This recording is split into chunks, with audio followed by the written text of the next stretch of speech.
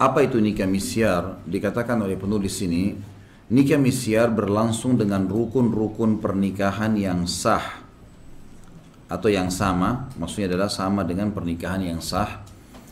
Hanya saja istri tidak mengambil sebagian haknya seperti nafkah, atau suami tidak tinggal bersamanya secara permanen.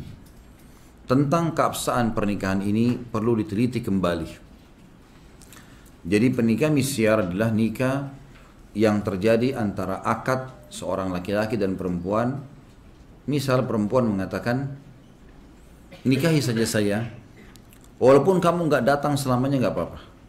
Yang penting saya berstatus istri. Misal, ada pernah terjadi seperti itu, orang mengucapkan. Atau misalnya suami atau calon suami mengatakan, saya akan nikahi kamu, tapi saya tidak bisa memberikan nafkah, walaupun dia orang mampu. Di sini nggak boleh istrinya bilang baiklah, tidak usah. Sementara dia mampu. Kecuali istri mengatakan, istri yang menghibahkan, karena dia punya hak, dia mengatakan, nggak, saya nggak perlu nafkah karena saya sudah punya pendapatan, cukup saya menjadi seorang istri dan kamu memberikan hak yang lainnya. Maka itu boleh-boleh saja. Tapi di sini kalau diberikan sebagai syarat permanen ya, selamanya nggak ada nafkah, dan si istri sebenarnya membutuhkan serta suami punya kemampuan, atau selamanya saya nggak akan pernah bisa datang, gitu kan? Maka ini juga sifatnya permanen, tidak ada waktu yang ditentukan misalnya, ya. Atau bahkan ya sama sekali tidak pernah dihubungi. Kalau kita sekarang masuk misalnya di kontak, di telepon, ya, sama sekali tidak ada berita. Jadi nikah misyar ini atau misyar ini teman-teman sekalian hukumnya haram dalam agama, tidak boleh.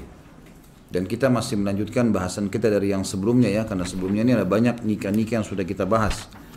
Di antaranya kita sempat membahas pernikahan seperti misalnya nikah dengan seorang wanita pezina, nikah dengan laki-laki dengan yang dilakukan oleh orang yang sedang ihram, nikah mut'ah, ya. Ini sudah kita jelaskan semua pada pertemuan yang lalu. Nikah muhallil, ya.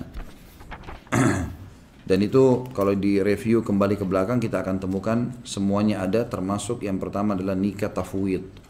Dan ini sudah kita rincikan tentunya. Jadi nikah misyar ini tidak boleh.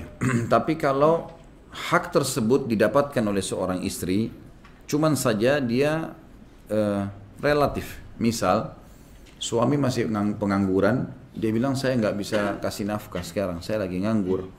Kalau mau nikah sama saya silakan, tapi kondisi saya seperti ini. Kalau saya sudah kerja, saya akan berikan nafkah. Nah itu bukan nikah misyar namanya. Itu dibolehkan. Karena kondisinya dan dia transparan apa adanya, nggak bisa. Kalau si perempuan bersedia jadi istri pendampingnya maka boleh-boleh saja.